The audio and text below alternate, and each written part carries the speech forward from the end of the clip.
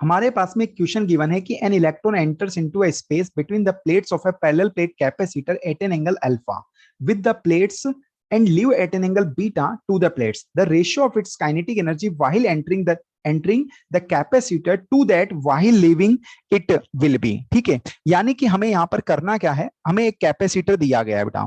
ठीक है, हमें यहां पर एक कैपेसिटर दिया गया है। अब इस कैपेसिटर के अंदर क्या है, एक इलेक्ट्रॉन जो है वो एंटर हो रहा है। ठीक है, इलेक्ट्रॉन कैपेसिटर के अंदर एंटर हो रहा है। ठीक है, तो मान लेते हैं कि यहां पर ये कुछ इस तरीके से ट्रेवल करता हुआ इलेक्ट्रॉन आता है और इसमें से ऐसा बाहर निकल जाता है बेटा। ठीक है, अब यहां पर देखिए जब एंटर हुआ तो प्लेट के साथ में अल्फा एंगल बनाया, और जब यहां पर इजेक्ट होके चला गया, इमिट हो गया, यहां से इमिट भी नहीं बोलेंगे हम, लीव बोलेंगे, कि यहां से एंगल लीव कर गया। ठीक है, यहां से इलेक्ट्रॉन लीव कर गया बेटा। जब यहां से इलेक्ट्रॉन लीव किया तो कितने एंगल पे इलेक्ट्रॉन लीव किया, बीटा एंगल पे। ठीक है, यहां पर इसकी वेलोसिटी आप बना सकते हैं, ड्रॉ कर सकते हैं, वेलोसिटी v1, एंड इस पॉइंट पर इसकी वेलोसिटी आप ले लीजिए v2। अब हमें क्या पता है कि हॉरिजेंटल कंपोनेंट, ठीक है, हॉरिजेंटल कंपोनेंट अगर इधर की साइड में निकालें v2 का, तो ये कंपोनेंट बनेगा v2 cos बीटा, और ये वाला कंपोनेंट बनेगा v1 cos अल्फा।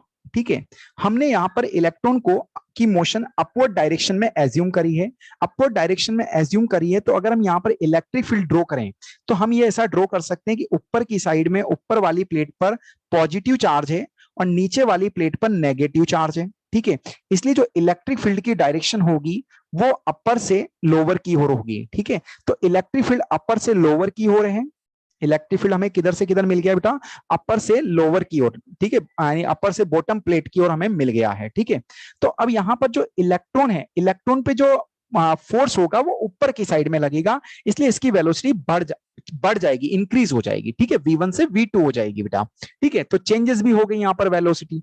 लेकिन इसका एक्स डायरेक्शन में, अगर हम इस डायरेक्शन में बात करें बेटा, हॉरिजॉन्टल डायरेक्शन में, तो कोई फोर्स नहीं है, इसलिए यहां पर वेलोसिटी चेंज नहीं होगी। तो आप यहां पे लिख सकते हैं no force, no force in horizontal direction, no force in horizontal direction. ठीक है, so velocity does not change, so velocity does not change.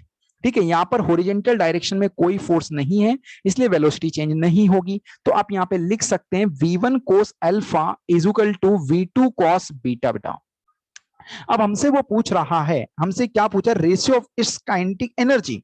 तो हम क्या करें, यहां पर अगर v1 बाई v2 निकाल लें, अगर हम यहां पर v1 बाई v2 निकालेंगे तो हमें क्या मिलेगा, cos beta by cos alpha. ठीक है, हमें पता है काइनेटिक एनर्जी का फॉर्मूला होता है half m v square, electron का मास दोनों तरफ सेम होगा। ठीक है, तो अगर आप यहाँ पे half m v one square करें तो यहाँ पर आप क्या लिख सकते हैं, v1 square by v2 square बेटा।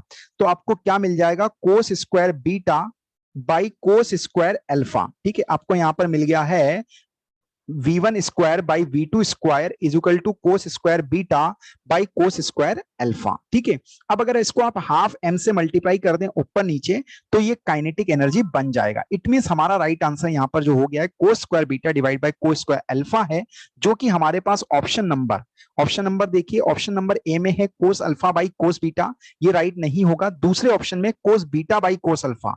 ठीक है, यानी कि आप इसको लिख सकते हैं कोस square beta by cos square alpha. ठीक है, तो it means right option will be B. Thank you.